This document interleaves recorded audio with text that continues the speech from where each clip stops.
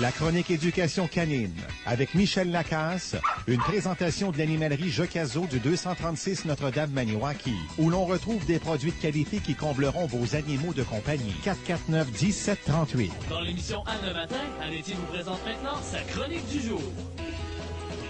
Wouf, wouf, oui, c'est la chronique du jour avec Michel Lacasse.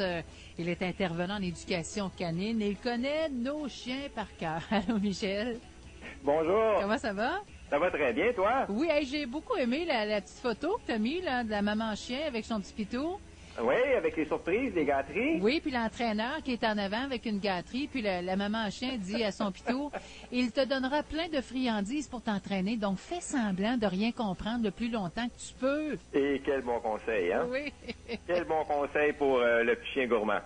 Michel, ce matin, 5 erreurs qui reviennent fréquemment lorsqu'on entraîne un chien. Oui, et on parle de ça non pas pour critiquer, mais bien important de le souligner pour aider les gens.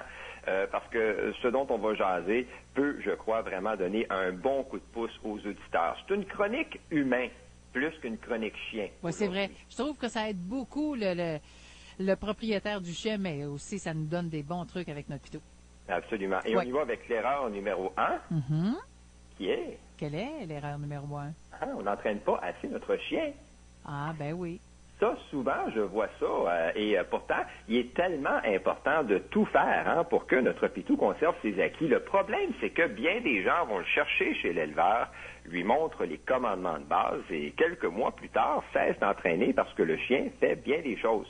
C'est une grave erreur, Anne, parce qu'en arrêtant tout, ou presque, est-ce qu'il peut oublier, se retrouve avec un animal qui finit par perdre de la vitesse d'exécution ou qui ne répond plus vraiment à ce qu'on va lui demander. Le meilleur conseil que je peux donner, c'est de continuer l'entraînement du chien au quotidien en lui demandant, exemple, le commandement assis lorsqu'on rencontre un voisin lors d'une promenade, le reste lorsqu'on sort d'une pièce et qu'on sait qu'on va revenir dans 10 secondes, le fameux coucher lorsqu'on prépare la nourriture.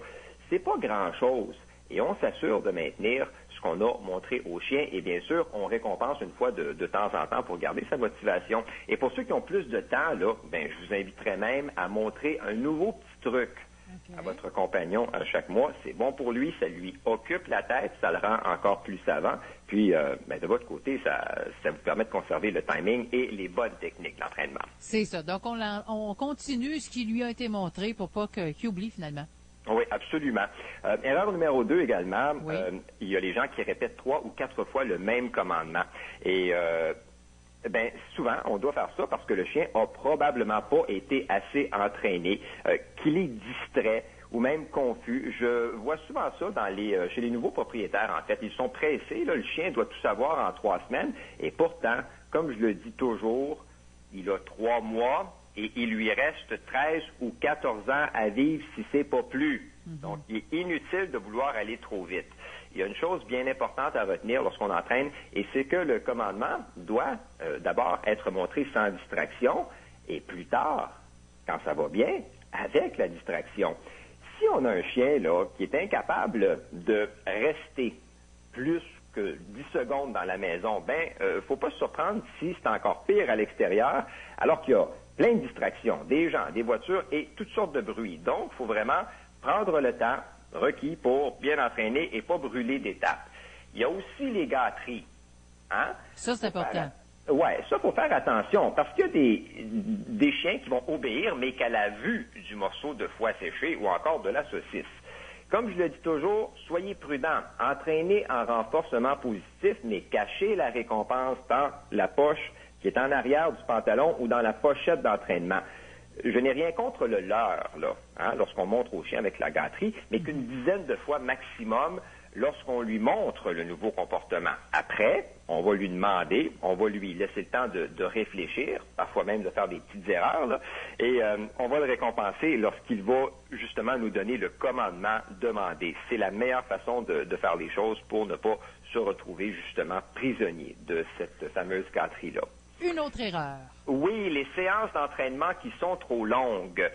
C'est une autre chose qu'on doit surveiller. Il faut savoir qu'un chien n'a pas du tout la même capacité de concentration qu'un humain. Chez le chien, entre 15 et 20 minutes, c'est à peu près le maximum, puis je suis généreux parce que parfois c'est moins.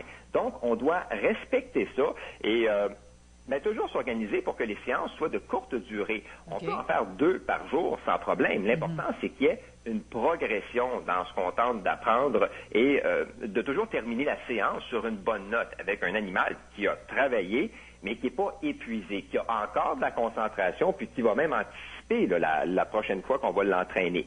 On évite donc les trop longues séances qui peuvent finir par ennuyer, entre guillemets, notre chien et qui peuvent faire en sorte qu'il se désintéresse complètement de ce qu'on essaie de lui apprendre. C'est rien de bénéfique pour lui et pour nous, c'est frustrant parce que le succès vient beaucoup moins rapidement. Il ne faut donc pas insister, c'est tout à fait inutile. OK, on en a une autre aussi? Oui, il y a certaines personnes qui se fâchent ou qui s'impatientent. Oui, c'est vrai. Lors de l'entraînement. Ouais. L'impatience, là, chez certains propriétaires, se fait souvent sentir. Et petite anecdote à ce sujet-là, il m'est déjà arrivé, Anne, de donner un cours d'obéissance en groupe. Et il y a un monsieur qui s'est littéralement emporté après son chien et qui lui a lancé la pochette de gâterie. Oh, que t'as dit pas gentil là, toi, t'as pas dit aimer ça? Non, j'ai dit non, mais en tout cas, j'ai quand même pris le temps d'expliquer au fameux monsieur qui était pas content parce que son chien obéissait pas comme lui le voulait. Et par la suite, j'ai appris que c'était surtout parce que le type en question avait passé une très mauvaise semaine. Bon. Règle numéro 1. Pas la faute du chien, là. Pardon? C'est pas la faute du chien, ça? Non, c'est pas la faute du chien. Règle numéro 1. Et c'est probablement la chose la plus importante depuis le début de la chronique. Lorsqu'on n'est pas d'humeur à entraîner, on ne le fait pas. Non. On va plutôt regarder la télévision, lire un livre, ou encore on écoute, pourquoi pas, Annette à la radio. Bon, tu vois, c'est une bonne affaire. Meilleure idée, ça. Une bien meilleure idée.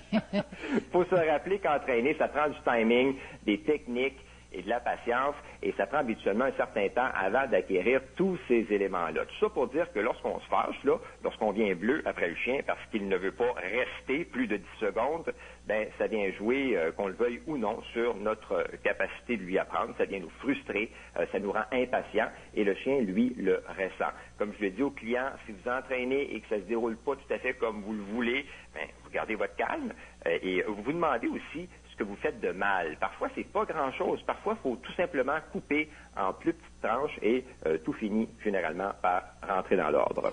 Michel, quelqu'un qui entreprend en terminant d'éduquer son chien un petit peu, est-ce que tu lui conseilles de lui montrer une chose à la fois dans une journée ou si on peut s'attaquer à 2, 3 petits trucs qu'on veut lui faire faire?